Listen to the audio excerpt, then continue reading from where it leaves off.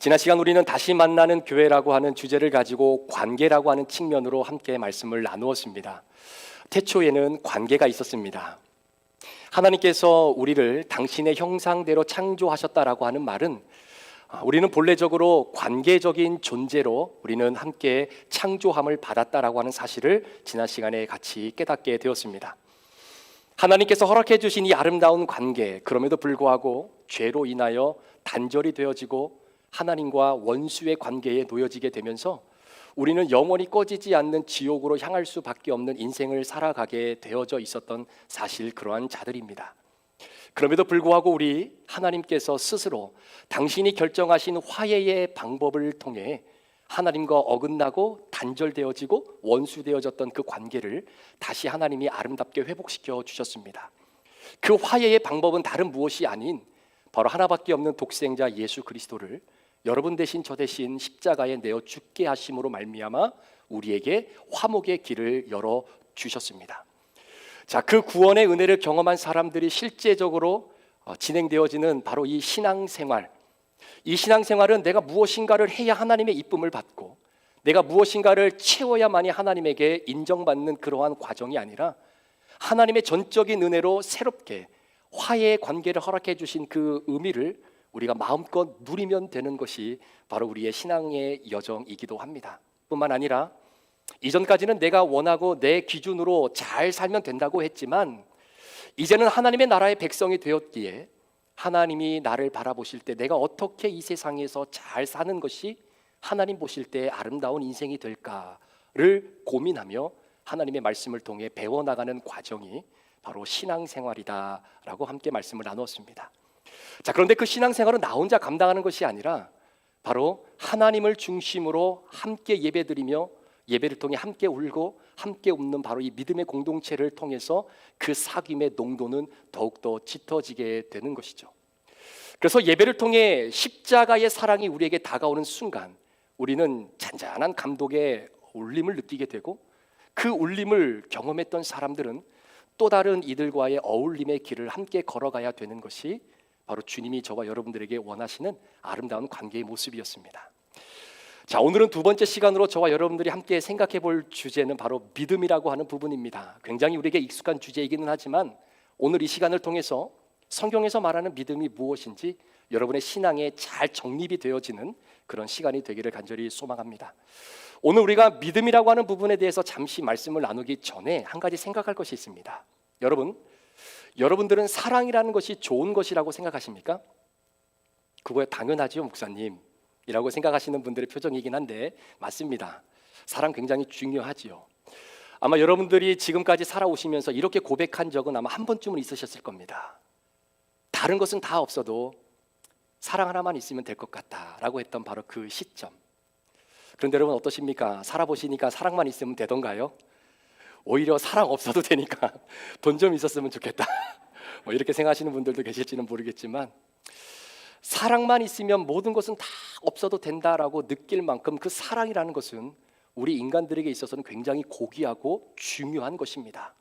그럼에도 불구하고 한 가지 여러분들에게 더 질문을 드리면 그렇게 귀하고 소중한 사랑 어떻습니까? 실제로 우리의 삶에서 그 사랑을 동사로서 사랑해 보는 것이 쉬운 일입니까? 어려운 일입니까? 사랑을 실천하는 것은 굉장히 어려운 부분이기도 합니다. 여러분 앞에 보시면 우리가 굉장히 익숙한 성경 구절 하나가 여러분들을 기다립니다. 자, 이 성경 구절을 보면 괄호가 있는데요. 이 괄호 안에 어떠한 단어가 들어가면 될지 한번 여러분 생각해 보십시오. 하나님이 세상을 이처럼 사랑하사 독생자를 주셨으니 이는 그를 블랭크 하는 자마다 멸망치 않고 답이 나와버렸나요? 네, 멸망치 않고 영생을 얻게 하려 하심이라. 자, 저 괄호 안에 무슨 단어가 들어가면 되겠습니까? 믿는 자. 어떻게 하셨어요? 굉장히 쉬운 질문이기도 하죠. 네, 믿는 자는 멸망치 않고 영생을 얻게 하려 하심이라. 여러분, 이 문제가 우리에게 굉장히 쉬운 이유는 우리는 이 말씀을 이미 알고 있기 때문에 그렇습니다. 그런데 만약에 기독교의 기자도 모르고요, 하나님의 하자도 모르고 예수님의 옛자도 모르고 성경도 한 번도 읽어보지 않은 사람이 만약에 이 본문을 함께 대했을 때 저 괄호 안에 그분들은 무슨 단어를 집어넣을까요? 하나님이 세상을 이처럼 사랑하셨기에 그 하나님의 사랑을 나도 사랑하는 자들에게는 하나님의 자녀가 되는 특권이 주어지지 않을까라고 하는 문맥적인 논리로 따져보면 아마 그분들은 그 괄호 안에 사랑이라고 하는 단어를 아마 집어넣을 겁니다. 사랑.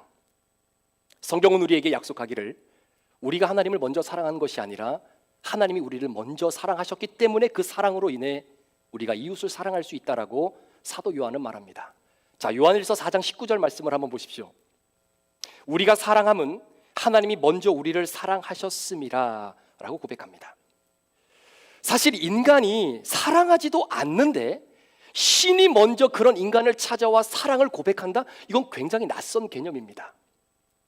오히려 냉담한 신의 관점과 그 신의 호의를 어떻게든 얻어내기 위해 인간은 끊임없이 노력하고 또 노력해서 신의 사랑을 끌어내리려고 하는 그러한 노력을 가지고 살아가는 것이 일반 세상의 종교라고 한다면, 그런 의미로 따지고 보면 기독교라고 하는 종교는 굉장히 특이합니다.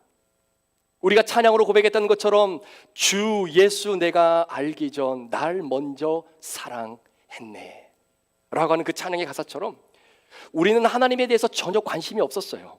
우리는 하나님을 사랑할 수 있는 존재도 아니었습니다. 그럼에도 불구하고 하나님께서 주권적으로 우리를 사랑하시기로 작정하시고 하나님이 그 사랑을 먼저 우리에게 내보여 주신 겁니다.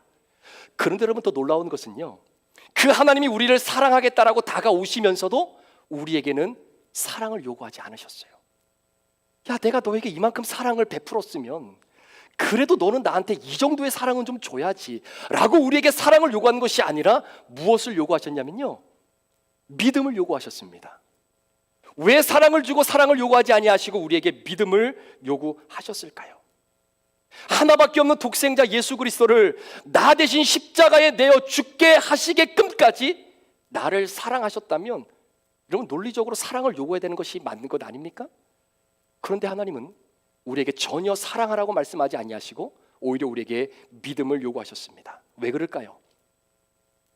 벌써 8년이라고 하는 시간이 훌쩍 지나가 버렸습니다. 2014년 봄, 우리 조국 대한민국에서 더 이상 일어나서는 안 될 사건이 펼쳐지게 되면서 나라 전체가 들쑥들쑥했던 사건이 하나 있었죠. 바로 세월호 참사의 사건이었습니다. 2014년 봄 세월호 참사 당시 어느 유가족이 남겼던 고백인데 한번 들어보십시오. 그동안 가난했지만 행복한 가정이었는데 널 보내고 나니 가난만 남았구나. 가난이 고통스럽습니다. 힘듭니다. 그런데 그걸 이겨내고 살아갔던 힘은 바로 사랑의 힘이었습니다. 우리가 열심히 일을 하거나 공부를 하는 것도 사랑하고 사랑을 받기 위한 것이겠죠. 가족을 사랑하든 나라를 사랑하든 자기 자신을 사랑하든 모든 것은 다 사랑으로 귀결되어져 있게 되어 있습니다. 그래서 성경에도 믿음, 소망, 사랑 이 세 가지는 항상 있을 것이지만 그 중에 제일이 사랑이다라고 말씀하고 있습니다. 결국 끝까지 가서 남는 것은 사랑밖에 없다는 겁니다. 그만큼 우리에게는 너무나 귀하고 소중한 것이 사랑입니다. 그런데 여러분 어떠십니까? 그렇게 인간에게 소중하다고 여겨지는 그 사랑을 여러분의 삶의 현장에서 동사로서 사랑을 행하는 것이 너무나 힘들고 어렵지 않습니까? 혹시 내가 누군가를 사랑한다고 하지만 정말 그 사람을 진정으로 사랑하는 것인지, 아니면 내가 이루고자 하는 꿈과 야망을 이루어내기 위해 사랑이라고 하는 포장지를 그 사람에 대한 기대감으로 아름답게 포장을 해서 내가 이루고자 하는 것을 이루고자 하는 하나의 수단으로서의 사랑을 하고 있는 것은 아닌지요. 사람들은 부모의 사랑이 자녀들의 사랑뿐만 아니라 이성의 사랑보다 훨씬 더 숭고하다라고 이야기하지만 살아보니 그 또한 얼마간의 욕심과 자기 중심이 뒤섞여져 있는 사랑임을 발견하게 됩니다. 사랑이라는 이름으로 자녀를 부담스럽게 만들고 사랑이라고 하는 이름으로 결국 자녀를 망쳐버리게 되는 일들을 종종 보게 되는 것입니다. 어떻게 보면 사랑이 없이는 살아갈 수 없다라고 말할 만큼 우리에게 사랑은 너무나 중요한데, 그럼에도 불구하고 그 사랑을 온전히 실천하며 살아가는 것이 너무나 어렵다라고 하는 이 딜레마가 우리 인간이 가지고 있는 가장 큰 딜레마 중에 하나가 아니겠습니까? 이처럼 하나님은 사랑할 능력이 인간에게 없는 것을 이미 아시고 우리에게 사랑을 요구하지 않으시고 대신에 믿음을 요구하셨습니다. 그렇다고 사랑이 중요하지 않다라는 이야기는 아닙니다. 사랑 중요하지요. 그러나 그 사랑도 시작은 믿음으로부터 시작됩니다. 우리가 전도지를 가지고 사람들에게 복음을 전할 때 뭐라고 얘기합니까? 예수 사랑하세요. 예수 사랑하세요. 이렇게 이야기하면서 전도지를 주지 않아요. 뭐라고 표현하죠? 예수 믿으세요. 예수 믿으십시오. 왜 그럴까요? 아니, 하나님이 우리를 그렇게 사랑하셨으면 우리 예수님 사랑해야 됩니다라고 이렇게 전해야 되는 게 맞는 것 아닙니까? 그런데 예수 믿으세요, 예수 믿으세요라고 전도지를 전해줄 때 왜 그런 표현을 쓰며, 여러분, 예수를 믿는다는 게 무엇이겠습니까? 여러분, 영어 표현 중에 그런 표현이 있습니다. 오늘은 날씨가 참 맑지만 하늘에 비가 올 것 같으면 Is it raining today? 오늘 비 올 것 같지 않니? 이렇게 물어봐요. 그러면 그 얘기를 들었던 사람들이 대부분 하늘을 볼 때 비가 올 것 같으면 뭐라고 대답하냐면 I think so 라는 의미로 I believe so 이렇게 얘기합니다. 한국말로 직역하면 비가 올 것 같은데 나 네가 하는 그 말 믿어. 비가 올 것 같아. 그런 의미겠죠. 그런데 Is it raining today?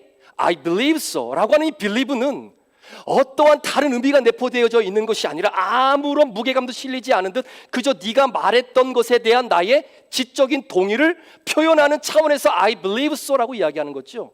그런데 많은 사람들은 성경에 나와 있는 믿음이 마치 I believe so라고 말했던 그 belief, 그 믿음과 동일하다라고 생각합니다. 그래서 예수 믿으세요, 예수 믿으세요라고 이야기하면 저 예수 알아요, 당신이 말하는 그 예수 저도 동의합니다 라고 하는 그런 지적 동의로서의 믿음을 성경에서 말하는 믿음이라고 착각하시는 분들이 많이 있습니다. 한 고개사가요, 정말로 쏟아질 듯 쏟아지는 그 폭포를 가로질르는 긴 줄을 설치해 놓고 폭포 이쪽에서 폭포 저쪽으로 외줄을 타고 건너갑니다. 밑에 있는 사람들이 떨어질까 말까 심장이 그냥 조밀조밀해지면서 쳐다보는데 정말로 아슬아슬하게 그 고개사가 그 밧줄을 건너 반대편으로 건너오게 되죠. 그 모습을 바라보고 있었던 사람들이 우레와 같은 박수를 치면서 환성을 자아내기 시작합니다. 그때 그 고개사가 그렇게 이야기합니다. 여러분 중에 제가 한 분을 제 목마에 태우고 다시 저쪽으로 건너갈 수 있다고 믿으십니까? 그랬더니 사람들이 네! 그러는 거예요. 자, 그러면 여러분 중에 한 분 나와 보십시오. 여러분 중에 한 분 나와 보십시오. 어느 누구도 선뜻 못 나옵니다. 많은 대부분의 사람들이 성경에서 말하는 믿음은 단순한 지적 동의의 표현으로서의 믿음, 이거는 조금 약한 것 같다라고 생각이 드니까 한 가지 더 추가를 하면 이것이 성경에서 말하는 믿음일 것이다라고 생각하는 분들이 있습니다. 그것은 뭐냐면 나의 단순한 지적 동의와 의지적인 나의 결단이 연합되어지는 것이 성경에서 말하는 믿음이다라고 생각을 하는 것이죠. 그렇기 때문에 내가 하나님에 대한 지식을 믿고 뿐만 아니라 내가 무엇인가를 하면 성경에서 말하는 믿음이 나에게 찾아올 것이다라고 생각하며 신앙생활을 하시는 분들이 많이 있다라는 겁니다. 그런데 여러분 잘 들어보세요. 성경에서 말하는 믿음은 이러한 단순한 지적 동의와 의지적인 결단이 결합되어져서 생성되어지는 것이 성경에서 말하는 믿음이 아닙니다. 성경에서 말하는 믿음은 사랑이라고 하는 텃밭에서 자랄 수밖에 없는 겁니다. 성경에서 말하는 믿음이라는 것은 반드시 사랑이라고 하는 렌즈를 통해서만이 이해가 되어집니다. 그렇다면 이 믿음이 사랑이라고 하는 텃밭에서 어떻게 시작이 되어지고 어떻게 확장되어져 가는지 여러분들과 말씀을 통해서 한번 생각을 해보려고 합니다. 자, 스크린에 보시면 요한복음 1장 12절 우리가 잘 아는 말씀이 있습니다. 영접하는 자 곧 그 이름을 믿는 자들에게는 하나님의 자녀가 되는 권세를 주셨으니. 자, 영접하는 자 곧 그 이름을 믿는 자, 하나님의 자녀가 되는 권세를 주신 겁니다. 그렇다면 영접하는 자 이꼴 믿는 자입니다. 그렇죠? 따라서 영접은 곧 믿음이라는 겁니다. 자, 여기까지 이해가하시죠? 영접하는 것이 곧 믿음이라는 겁니다. 자, 이 개념을 잘 가지고 자, 누가복음 15장에 나오는 탕자의 비유를 한번 들여다보기를 원하는데요. 둘째 아들이 아버지의 재산을 가지고 허랑방탕한 인생을 삽니다. 그런데 그 돈을 다 탕진하고 자기 모습을 바라보니까 아버지를 볼 면목이 없는 거죠. 그래서 이 둘째 아들이 뭐라고 생각하냐면 야, 내가 아버지 아들로서 아버지 밑으로 들어가는 것은 염치가 없어 안 되고 그 집의 종으로서 좀 살면 되겠다라고 하는 생각을 가지는 그 마음이 성경에 표현되어져 있습니다. 결국은 이 아들은 아버지를 만나게 됩니다. 자, 이 아들은 아버지의 아들이 아닌 종으로서 그래도 아버지가 받아줬으면 좋겠다라고 하는 꿈을 꾸고 있지만, 아버지는요, 둘째가 나가는 그날부터 그 동네 어귀에서 아들이 언제나 돌아올까 아들을 기다리고 있었던, 마치 동상이몽의 형태와 같은 표현이겠죠. 결국은 이 둘째 아들이 아버지를 만납니다. 그런데 아버지는 그 아들을 아들로서 받아줍니다. 성경에 보니까 그 아들에게 좋은 옷도 입히고요, 손에 가락지도 끼워주고 동네 사람들 불러다가 잔치를 벌여주게 됩니다. 여러분, 이것이 무엇이냐면요, 아버지가 아들을 영접하는 겁니다. 아버지가 아들을 받아들이는 겁니다. 아버지가 아들의 조건과 상관없이 아들로서 아버지가 그 아들을 받아들이고 영접하는 겁니다. 자, 그렇다면 아버지의 조건 없는 사랑으로 영접을 받았던 이 아들이 해야 될 일은 무엇일까요? 가만히 보니까 아버지의 돈을 다 탕진했어요. 미안한 마음에 열심히 일을 해서 아버지의 돈을 다 갚아드리면 되는 것이죠. 아멘이 안 나오잖아요. 잘 듣고 계시는 겁니다. 아니면 아버지의 두 팔 벌려 나를 사랑해 주시는 그 환영의 따뜻한 마음이 너무나 염치가 없어서 안기기에는 좀 그러니까 그 아버지의 사랑을 뿌리치면 되는 것 아닙니까? 아닙니다. 오늘 이 둘째 아들이 아버지의 영접함을 본인의 입장에서 해야 될 일은 뭐냐면, 아버지께서 나의 어떠한 조건도 상관없이 나를 당신의 아들로 영접해 주셨다라고 하는 그 사실을 확실히 받아들이면 되는 거예요. 아버지가 나를 사랑하는 아들로 영접해 주시고 마음을 열고 환영해 주셨다라고 하는 그 확실한 사실을 확실히 믿어버리면 되는 겁니다. 그게 뭐냐면 믿음인 거예요. 영접 이꼴 믿음이기 때문에 그렇습니다. 그래서 우리가 교회 생활을 하다 보면 저분은 참 믿음이 있으신 분이야, 이런 표현을 쓰지 않습니까? 자, 믿음이 있다는 것은 믿습니다를 세게 하기 때문에 믿음이 그분에게 있는 게 아니라, 그분이 믿음이 있다는 것은 바로 이 맥락입니다. 죄 많고 연약하고 얼룩지고 어디다 내놔도 쓸모없는 나였지만 하나님 아버지께서 나의 과거와 현재와 미래 상관없이 그 순간 아버지 하나님이 나를 영접해 주셨다라고 하는 이 확실한 사건을 확실히 믿어버리는 그 사람을 하나님은 구원의 자녀로 삼아 주신다라는 이야기예요. 사랑하는 여러분, 아무런 조건 없이 우리를 받아주셨다라고 하는 그 사실을 완전히 받아들이는 것이 믿음입니다. 이 믿음 위에 여러분들의 아름다운 신앙의 성숙이 쌓여져 가게 되는 것이죠. 자, 그렇다면 그 하나님을 영접하면, 그 하나님을 받아들이면, 환영하면 도대체 나에게 무슨 일이 일어나는 것일까요? 자, 그 이야기를 누가복음 19장에 나오는 삭개오의 이야기를 통해 여러분들과 한번 좀 살펴보려고 합니다. 우리가 잘 알고 있는 이 삭개오의 이야기를 들여다보면 마치 삭개오가 예수님을 만나고자 하는 열정이 더 강한 것처럼 보이지만 아니죠. 예수님께서 삭개오를 찾아가 그를 만나고자 하는 예수님의 열심이 훨씬 더 짙게 드리워져 있는 내용이기도 합니다. 결국 삭개오를 먼저 부르신 예수님, 그리고 그 부르심에 반응하여 예수님을 자신의 집으로 영접하는 삭개오. 그때 예수님이 삭개오에게 뭐라고 말씀하셨냐면, 오늘 구원이 이 집에 이르렀다. 이 사람도 아브라함의 자손이다 라고 말씀해 주셨습니다. 자, 삭개오는 예수님을 자신의 집으로 영접했습니다. 영접했는데 예수님이 뭐라고 얘기하냐면, 이 집에 오늘 구원이 이루었다. 여러분, 여기서 우리가 깨달아야 할 것은 영접과 구원이라고 하는 개념은 한 맥락에서 같이 나오는 겁니다.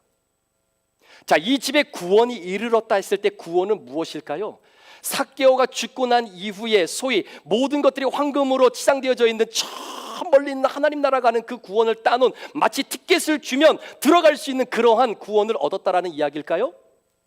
아닙니다.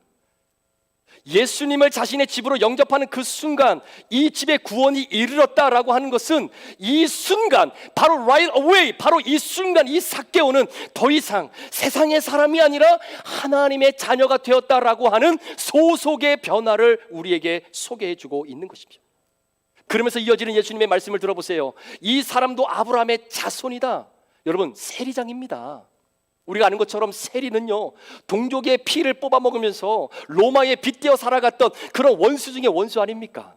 사람들은 말하기를 그 지옥의 뜨거운 불줄 가운데에 가장 뜨거운 곳에 앉아있을 사람이 세리라고 이야기하는데, 그 세리 중에 세리장이에요. 얼마나 사람들의 눈초리를 받으며 살아가겠습니까? 그런 사람이 예수님을 영접하는 그 순간 오늘 이 집에 구원이 이르렀다라고 선언하시면서 이 사람도 아브라함의 자손이다라고 하는 것은 하나님의 통치를 받는 백성이 되었다라는 이야기입니다. 세상과 흑암의 권세에 묶여 살아갔던 그러한 버림받은 인생이 아니라 예수님을 영접하는 그 순간 하나님의 자녀가 되어지는 소속의 변화를 이 순간 이 사람이 경험했다라는 거예요. 그래서 사도 바울이 골로새서 1장 13절 14절에 이렇게 표현하게 되는 것입니다. 그가 우리를 흑암의 권세에서 건져내사 그의 사랑의 아들의 나라로 옮기셨으니 그 아들 안에서 우리가 속량 곧 죄사함을 얻었도다. 아멘. 여러분, 우리는 구원이라고 하는 부분을 이야기할 때 예수님이 내가 예수님을 영접했다라고만 생각하는데 아닙니다. 우리가 예수님을 영접하는 그 순간 예수님은 이미 우리를 영접하고 계시는 상황이에요. 마치 둘째 아들이 아버지의 사랑에 온전히 받아들여서 그것을 이해하고 믿어버릴 때 이미 아버지는 그 아들을 영접하고 있는 상황입니다. 삭개오가 예수님을 자신의 집으로 영접했을 때 이미 예수님은 동시적으로 삭개오를 영접하신 거예요. 이것이 구원입니다. 여러분들이 구원받아 하나님의 자녀가 됐다는 것은 하나님과 상관없이 그냥 내가 주님을 받아들였기 때문이 아니라 플러스 주님도 여러분들을 영접하셨다는 거예요. 그것이 동시다발적으로 이루어지는 것이 구원이요. 그 구원의 은혜를 누리고 살아가는 사람은 그 순간 이 사람도 아브라함의 자손이다라고 말했던 것처럼 소속의 변화가 이루어지는 것을 우리는 보게 되는 것입니다. 이제는 하나님의 나라의 백성이 되어버린 거예요. 이 사람도 아브라함의 자손이 되어버린 겁니다. 세상 사람들의 손가락질 한다 할지라도 하나님이 막아주시는 하나님의 자녀가 되어졌다라는 것이죠. 하나님의 소유, 하나님 나라의 백성이 되었으니 이제는 하나님 나라의 백성의 룰에 맞게 그 소속감에 맞게 살아가야 되지 않겠습니까? 구원받기 이전에는 내가 원하는 대로 자유함을 누리며 마음껏 살았다면 이제는 하나님 나라라고 하는 바운더리가 쳐져 있는 그 테두리 안에서 우리의 삶을 만들어 가야 되는 것. 그래서 사람들은요, 내가 원하는 대로 사는 것을 자유롭다라고 표현하지만 바운더리가 쳐져 있는 삶에서 살아가는 것을 부자연스럽고 좀 불편하다라고 생각하는 사람들이 많이 있습니다. 그런데 제가 설교를 준비하면서 한 가지 깨달은 것이 있어요. 그것이 뭐냐면 자유라고 해서 모든 것이 다 똑같은 자유가 아니더라는 겁니다. 미국이라고 하는 나라를 중심으로 발전된 자유의 개념이 있고요, 유럽이라고 하는 곳에서 발전된 자유의 개념이 있습니다. 이것이 약간 차이가 있습니다. 예를 들어서 미국이라고 하는 나라를 중심으로 발전된 그러한 자유의 개념은 바로 이런 내용입니다. 미국은 개인주의의 자유를 가장 큰 이상으로 삼고 그 자율성을 가지고 내가 끌어모을 수 있을 만큼의 재산, 소유를 늘리는 거예요. 그 소유를 가지고 나의 자주적이고 독립적인 내 인생을 내가 살아갈 수 있게 만드는 것이 자유다라고 생각합니다. 그게 자유라고 생각한다라는 것이죠. 그래서 미국에 있는 많은 분들은 이 자기 개인의 프라이버시가 누군가에게 침범이 되어졌다라고 느껴지면 그것이 내 자유가 타인으로부터 침해를 받았다라고 생각해서 굉장히 업셋하는 거죠. 자, 그런데 유럽에서 발전된 자유의 개념은 좀 다릅니다. 유럽에서의 자유는요, 나라고 하는 한 사람이 속해 있을 수 있는 공동체가 굉장히 많아요. 그렇기 때문에 어느 공동체를 선택할 것인지에 대한 선택권이 나에게 훨씬 많은 그 자체가 자유를 가지고 있다는 겁니다. 그런데 그 공동체를 선택하면 내가 그 바운더리 안으로 들어가야 되죠. 바운더리 안에 들어가면 A라고 하는 공동체에는 거기에 따른 나를 발견하고, B라고 하는 공동체에 들어가게 되면 그 안에 있는 나를 또다시 발견하고, C라고 하는 공동체에 들어가면 그 C라고 하는 공동체에서 나를 또 발견하고, 나의 여러 가지 면을 발견하게 되어지는 것 자체, 그래서 굉장히 많은 나의 다양한 삶을 살아갈 수 있게 되어지는 것이 자유다라고 이야기를 하는 겁니다. 약간 미국의 자유 개념하고는 좀 다르죠. 미국은 펼쳐놔야 자유롭다라고 이야기하지만 유럽의 자유는 갇혀서 누리는 자유를 진정한 자유다라고 이야기하는 것을 보게 됩니다. 예수님 안에서 주님의 자녀로 신분이 바뀌어지고 소속이 변화되어지게 되는 그 순간 하나님께서 우리를 대하시는 그 대우가 그 다음부터는 달라진다는 것 여러분 아시죠? 얼마 전 대한민국의 대선이 잘 끝났습니다. 대선을 끝나고 나서 제가 한 가지 발견했던 것은 차이가 이렇게 날 수 있을까라는 것이었어요. 대통령 당선이 되기 전에 후보자의 신분을 가지고 있을 때의 소속과 대통령 당선인이 되고 난 이후에 그분의 소속이 다르더라고요. 경우를 예를 들면 대통령 후보자였을 때는 소속의 정당과 경찰에서 그분을 경호하지만 대통령 당선인이 되는 그 순간부터 현 대통령의 수준에 버금가는 경우가 따라붙게 됩니다. 방탄 차량도 나오고요. 그리고 그분을 이제는 이렇게 경호하는 것은 경찰이 아니라 경호처, 청와대 경호처에서 이제는 그분을 경호하게 되는 급이 달라지는 거예요. 대우가 달라지는 겁니다. 내가 어느 소속에 속해 있느냐에 따라 다른 겁니다. 여러분, 러시아와 우크라이나가 전쟁이 발발하겠다라는 조짐이 보일 때 많은 나라에서 전세기를 그곳에 보냅니다. 왜 그럴까요? 자국민을 철수시키기 위해서입니다.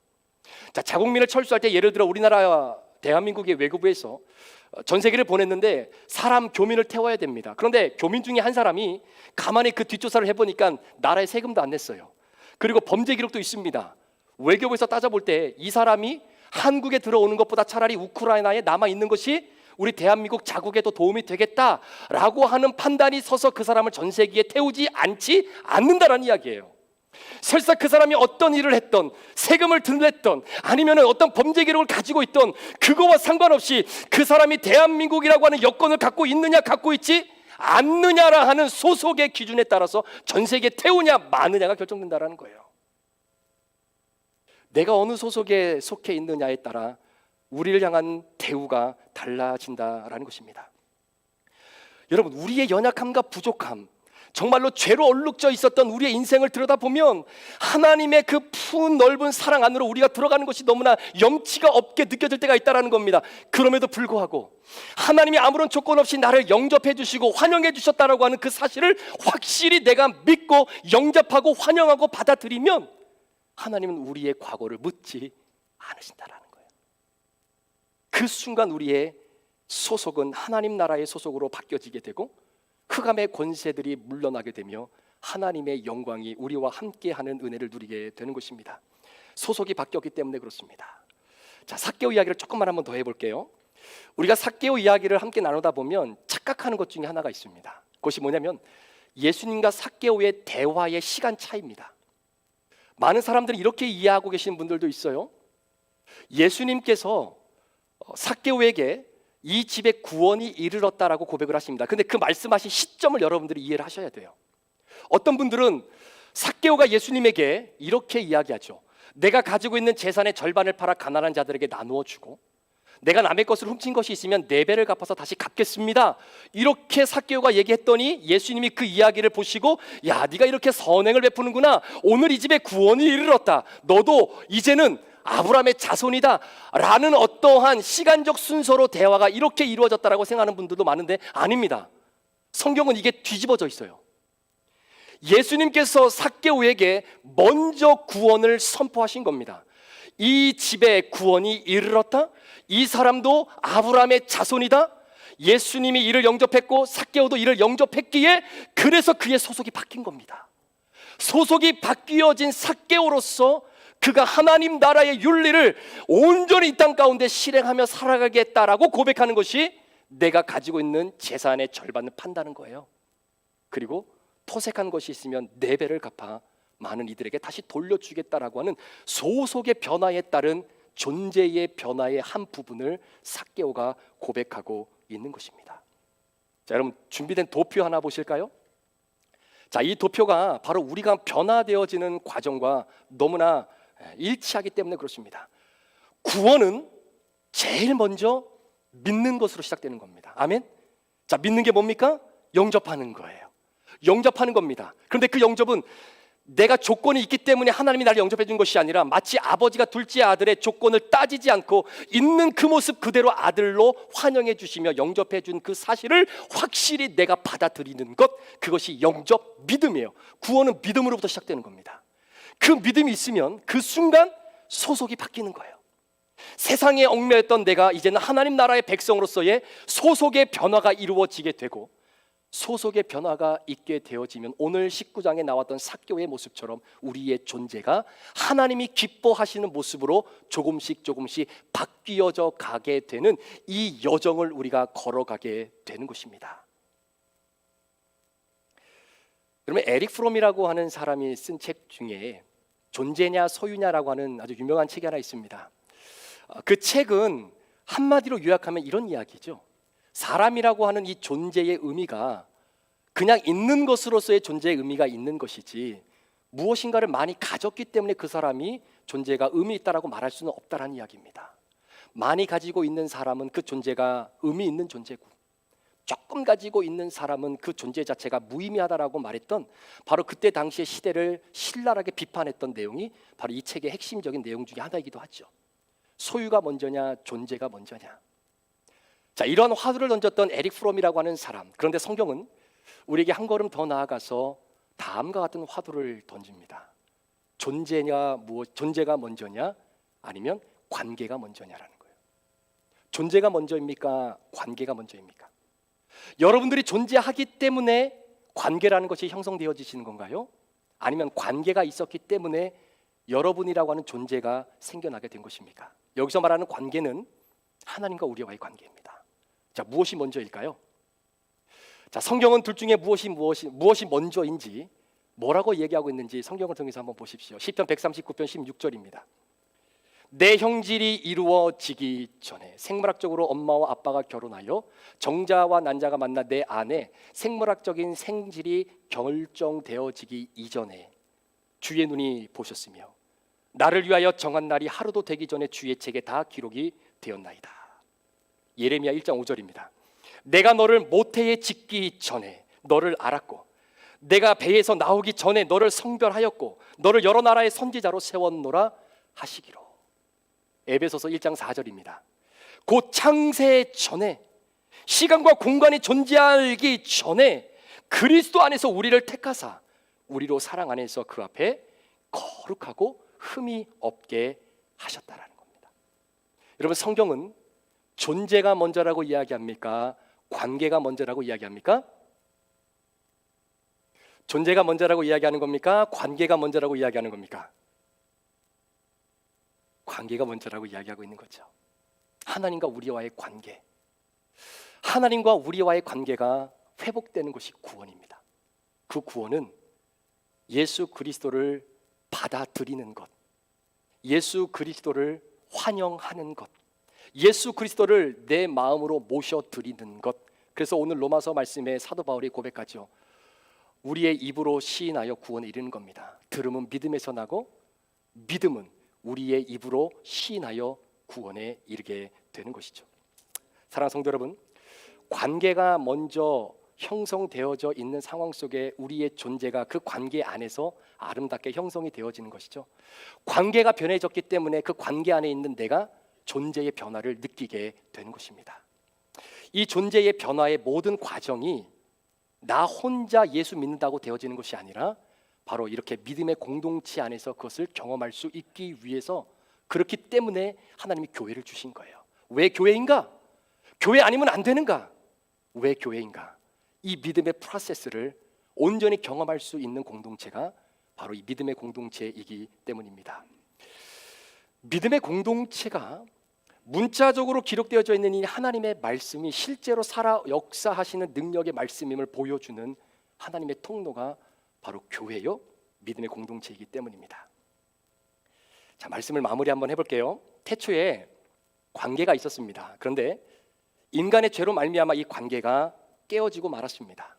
그 타락한 관계를 하나님께서 결정하신 화해의 방법인 예수 그리스도의 십자가 사건을 통해 나를 구원해 주시고 그 관계를 아름답게 회복시켜 주셨습니다.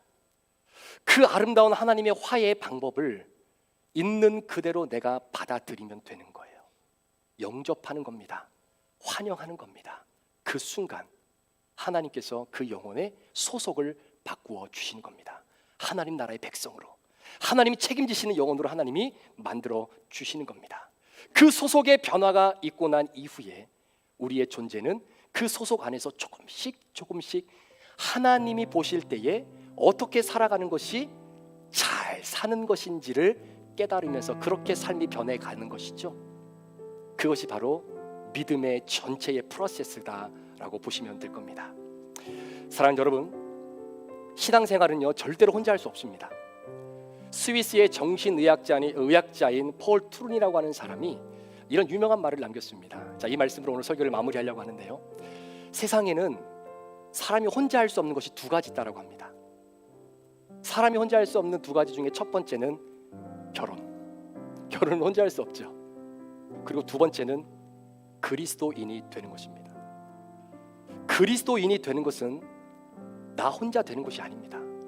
진정한 그리스도인은 하나님이 허락해 주신 믿음의 공동체 안에서 아까 믿는 것, 소속의 변화, 존재의 변화, 바로 believing, becoming and belonging, 이 세 가지의 프로세스가 하나님이 허락해 주신 믿음의 공동체 안에서 아름답게 이루어져야만 하기에 하나님이 우리에게 공동체를 주신 겁니다. 그래서 우리 안에 있는 예수님을 어떻게 발견할 수 있을까요? 여러분 안에 예수님 계십니까? 아멘. 그 예수님을 어떻게 드러내 보이실 수 있으십니까? 독일의 유명한 신학자이죠. 짧은 인생을 살다 아침 이슬처럼 사라졌던 디트리히트 본헤퍼 목사님이 성도의 공동생활이라고 하는 그 책에서 이렇게 고백합니다. 내 안에 있는 그리스도를 드러낼 수 있는 유일한 방법은 예수를 믿는 또 다른 사람 안에 있는 그 예수님을 내가 발견하게 될 때 비로소 내 안에 있는 예수를 발견할 수 있다는 거예요. 제 안에도 예수님이 계십니다. 그런데 이 예수님을 내가 어떻게 볼 수 있냐면 우리 송숙경 권사님 안에 계시는 그 예수님을 제가 보기 때문에 내 안에 있는 예수를 볼 수 있다는 거예요. 굉장히 의미심장한 이야기입니다. 사랑하는 여러분, 오늘날 많은 성도들이 교회를 포기합니다. 꼭 교회를 나가야, 꼭 교회여야만 하는가? 저는 확언코 말씀드리지만 교회여야 됩니다. 교회 외에는 안 됩니다. 많은 사람들이 오늘날 온라인 예배를 드리면서 나름대로 성경 읽고 말씀 드리면 예배 드리고 신앙생활 잘하고 있다라고 생각하는데 아닙니다. 큰 착각입니다. 큰 착각입니다. 진정한 신앙생활은 하나님이 주신 아름다운 공동체 안에서 이 프로세스의 과정이 이어지는 것이 하나님이 우리에게 요구하시는 신앙의 여정인 것입니다. 우리 사랑하는 성도님들, 혹시 여러분들 가운데에 아직 예수님을 영접하지 못하신 분들이 혹시 이 자리에 계십니까? 우리 예수님이 여러분의 과거를 묻지 않으십니다. 여러분들이 어떠한 삶을 살았는지 예수님에게는 그게 중요하지 않습니다. 예수님에게 중요한 것은 지금 이 순간 내가 너를 아무 조건 없이 사랑해 주었던 그 사랑을 네가 확실히 받아들이느냐, 영접하느냐. 영접합니다. 그 주님을 영접합니다 라고 하는 우리의 믿음의 고백이 주님 앞에 들어지는 그 순간 그 영혼은 하나님 나라의 백성이 되어지는 줄 믿으시기를 바랍니다. 그 믿음의 고백을 가지고 여러분 힘들고 지치고 어려우시지만 우리의 삶이 녹록지는 않지만 내가 이렇게 살았는데 우리 주님이 나를 받아주실 수 있을까? 여러분, 둘째 아들이 그렇게 살았는데도 아버지가 받아주잖아요. 아들로서 여전히 우리를 기다리고 계시는 바로 그 하나님의 넓은 품에 우리는 그저 안기기만 하면 되는 것입니다. 그 순간 여러분의 소속이 변화지고 존재의 변화가 느껴지는 아름다운 그 신앙의 여정을 이번 한 주간도 하나님 은혜 가운데 살아갈 수 있는 저와 여러분 되시기를 주의 이름으로 축복합니다. 기도하시겠습니다.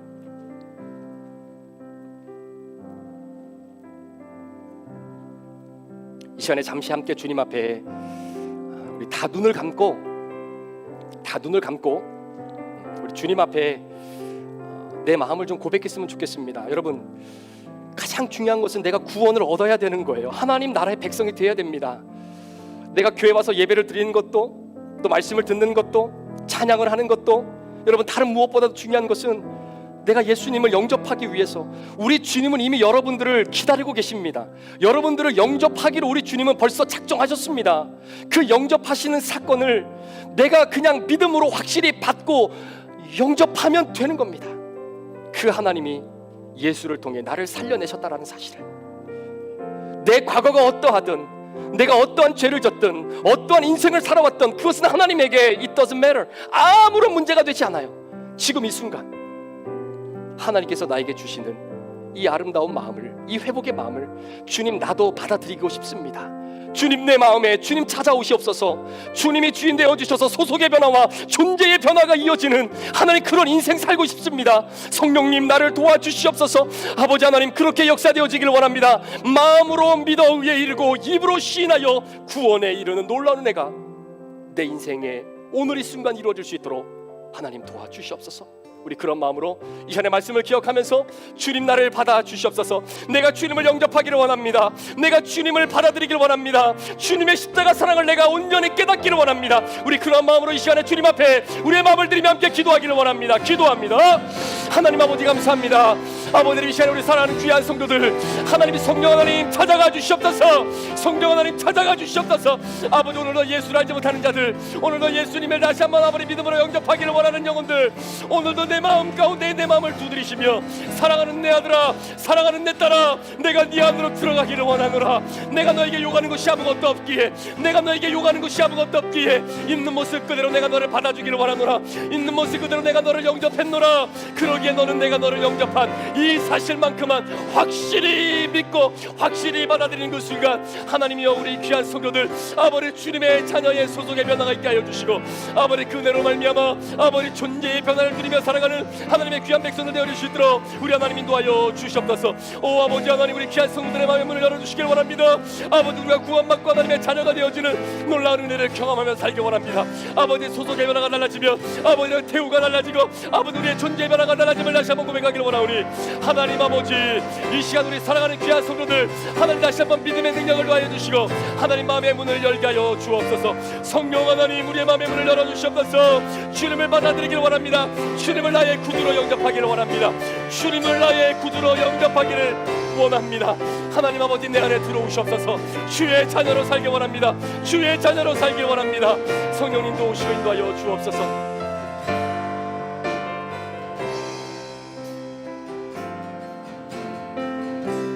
이 시간에 다 모두 눈을 감으시고 한번 여러분 주님 앞에 1대1의 관계 속에서 주님 앞에 여러분의 믿음을 좀 고백했으면 좋겠습니다. 여러분 믿음은 눈에 보이지 않습니다. 그러나 하나님의 말씀은 우리에게 분명히 약속하셨습니다. 영접하는 자 곧 그 이름을 믿는 자들에게는 하나님의 자녀가 되는 권세를 이미 주신 겁니다. 오늘 이 시간 하나님 내가 주님을 영접하기를 원합니다. 주님의 그 은혜를 내가 환영하기를 원합니다. 저 그거 누릴 만큼 자격도 없고 연약한 자이고 얼룩진 자이지만 그 모든 것들 거두절미하고 있는 모습 그대로 주님 나 받아주시기로 주님 먼저 약속하시고 결정하셨으니 그 결정을 내가 믿음으로 받아들이고 하나님 나도 영접하기를 원합니다. 주님 나를 주의 자녀로 삼아 주시옵소서.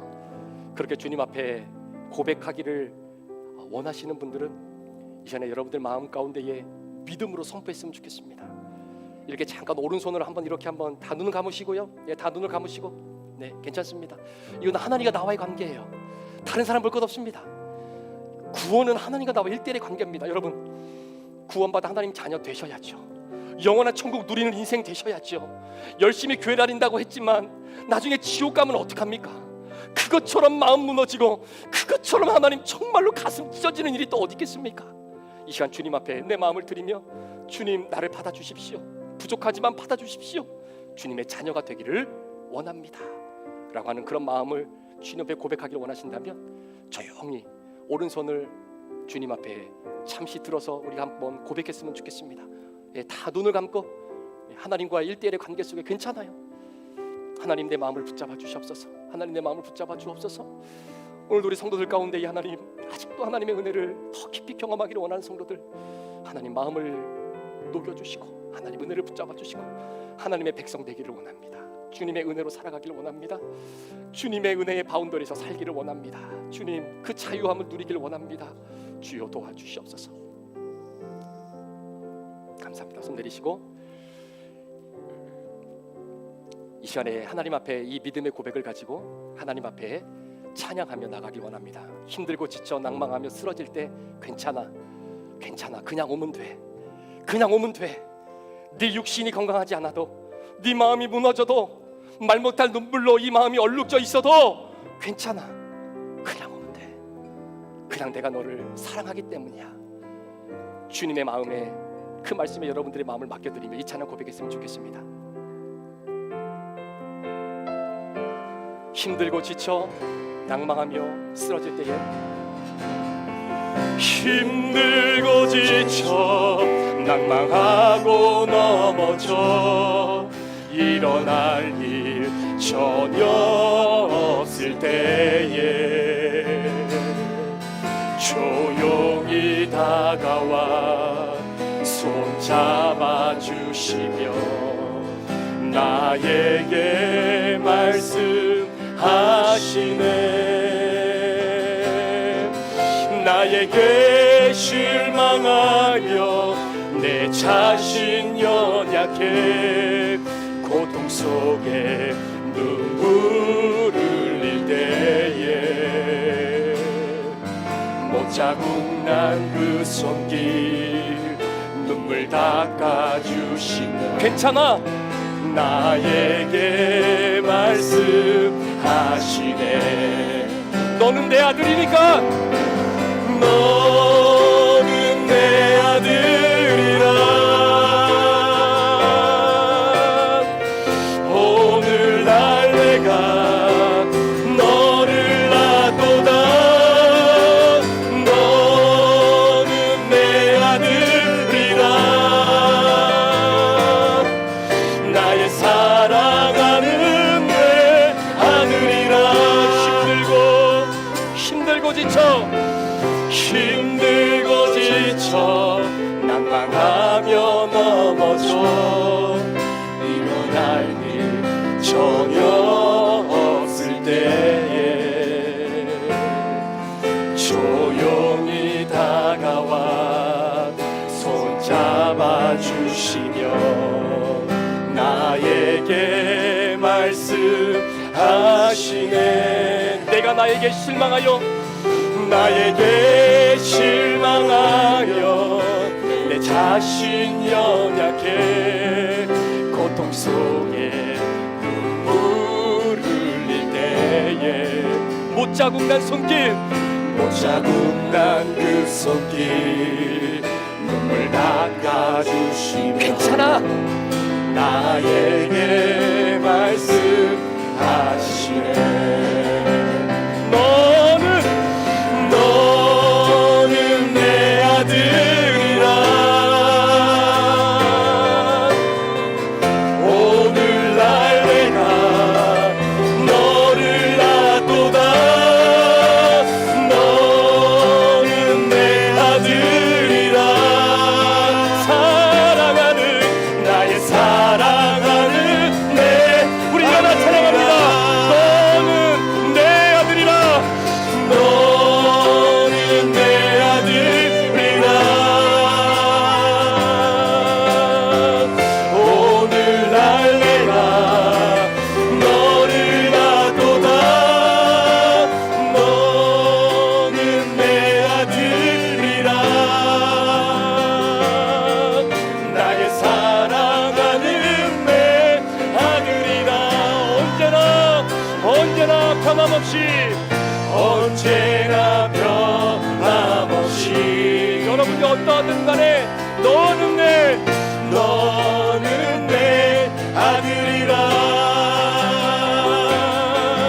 나의 십자가고도 산의 크고 종으로 내가 너를 낳았으니 아멘.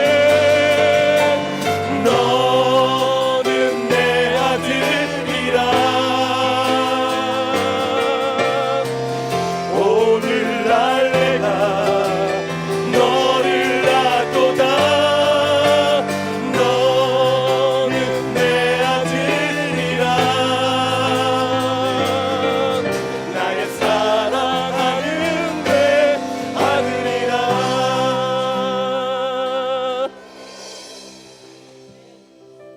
이렇게 가슴에 손을 이렇게 한번 모아보실까요? 이제 축도하고 예배 마칠 건데 많이 힘드시잖아요. 말 못할 아픔도 있고 또 억울함도 너무나 많고 그 억울함은 누구에게 다 호소할 수 있는 여건도 안 되고 여러 가지로 마음의 짓눌림 때문에 하루하루의 삶이 기쁨과 행복보다는 어쩔 수 없이 버티고 넘어가야 되는 하루의 연속이 혹 우리 가운데 있다면 오늘 예수님께 다 맡기시기를 축복합니다. 여러분들이 해결할 수 없고 제가 해결할 수도 없습니다. 하나님만이 그 모든 문제를 해결하실 수 있기에 우리의 어떠한 상황도 묻지 아니하시고 있는 모습 그대로 그냥 그냥 내가 안아줄게. 그런 마음으로 주님 앞에 우리의 모든 것을 좀 맡겨드리고 훌훌 털어버리고 신앙의 기쁜 구원의 사귐을 마음껏 누릴 수 있는 여러분들의 인생 되기를 주의 이름으로 축복합니다. 지금은 우리 구주 예수 그리스도의 존귀하신 은혜와 우리 아버지 하나님의 무한하신 사랑하심과 성령님의 감화 감동 충만 교통 위로하시고 내주하심의 역사가 믿음은 예수 그리스도께서 우리를 사랑하신 그 사랑의 관계에서 시작되어지는 이 놀라운 진리를 잘 깨닫고 영접하는 것이 곧 믿는 것이고 영접이고 믿음이기에 믿는 자에게 주시는 하나님의 자녀의 권세를 이번 한 주간도 마음껏 누리며 살아가는 주님의 귀한 백성들 머리머리 위에 지금부터 영원토록 함께 계시기를 간절히 축원하옵나이다. 아멘. 아멘. 아멘. 주님 도와주셔서 귀한 성도들 지켜주시고 하나님을 바라보시고 귀한 영혼들이 되게 하여 주시옵소서. 온전히 주님의 거룩한 뜻을 잘 품고 소속이 바뀌어진 하나님의 자녀로서 이번 한 주간도 승리할 수 있도록